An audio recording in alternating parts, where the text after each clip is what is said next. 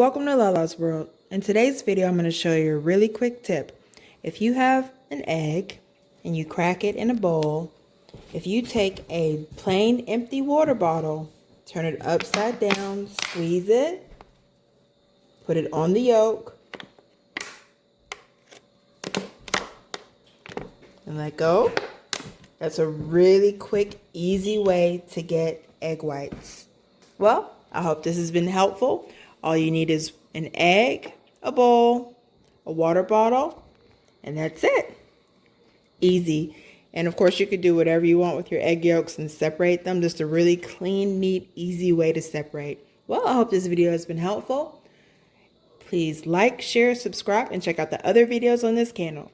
What other cooking tips do you guys have that you want to share? Leave them in the comments down below.